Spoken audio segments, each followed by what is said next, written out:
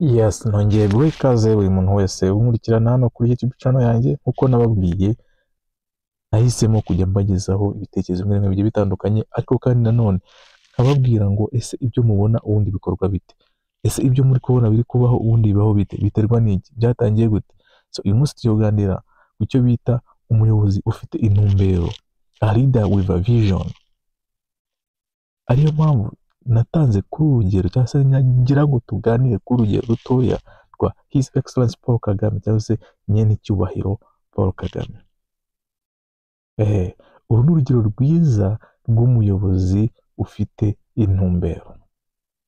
Ariyo mpamvu tugiye kuganira ngo ese ubundi ni gute, ni iyihe mpamvu kenshi mukabona igihugu kimeze gutya, mukabona igihugu gifite amahoro, mukabona igihugu gitekanye, mukabona igihugu giteye imbere, igihugu buri munyarwanda wese afite uko ameze, mbese mukabona hari byinshi mutabona ahandi. Ushobora kwibaza rimwe na rimwe ukavuga ati ibi byose bituruka ku ki? Ese ibi byose kubera iki twe tubifite? Ese ubundi kubera iki twe tubifite? Nuko se hari uko igihugu cyacu cyahawe umugisha kurusha ibindi? Nuko se hari uko dukora cyane kurusha abandi? Ese nuko duherereye ahantu heza kurusha abandi?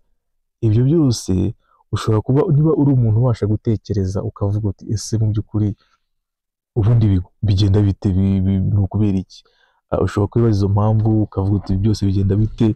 Ahangaha niho hantu tujya turebera hamwe tukavuga tuti ubundi ibi ngibi biri gukorwa bikorwa bite? Ibiri kubaho biba byabayeho byagenze gute? Uyu munsi rero tugiye kuganira ngo ese ubundi ingaruka cyangwa se ibyiza byo kugira umuyobozi cyangwa se umutegetsi ufite intumbero. Buriya kenshi na kenshi ntago kugira intumbero hari no kugira urukundo rw'ikintu runaka, cyangwa se kugira ubushake cyangwa se umurava kugira ngo ikintu runaka kigerweho.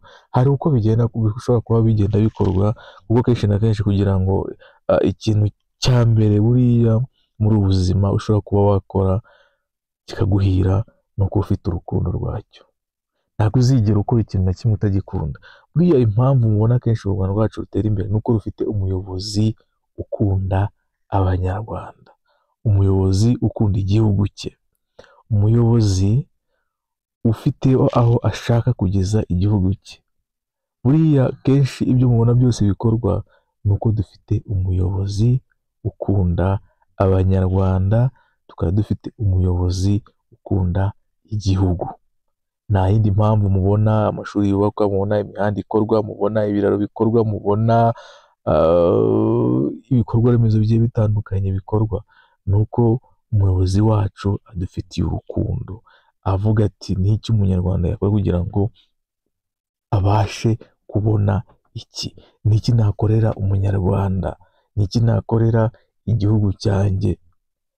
Iyo umuyobozi afite urukundo, kenshi ashyira abaturage cyangwa se ashyira abayoboye imbere, bityo kubera kubashyira imbere bigatuma ahora abashakira ibyiza, bigatuma ahora yicara abatekereza avuga ati ni gute nakorera abantu banjye iki? Uzarebe iyo umubyeyi akunda umwana we, akora ibishoboka byose, arara amajoro, akora n'ikidakorwa kugira ngo umwana we abashe kumera nk'uko abyifuza, kugira ngo umwana we agire ubuzima bwiza. Icyo navuga kuri uyu mupapa rero, umuyobozi wacu Paul Kagame, ibyo tubona byose ku Rwanda rwacu cyangwa se ibyo tubona byose bigenda neza ku gihugu cyacu, ni urukundo adufitiye twebwe nk'abanyarwanda.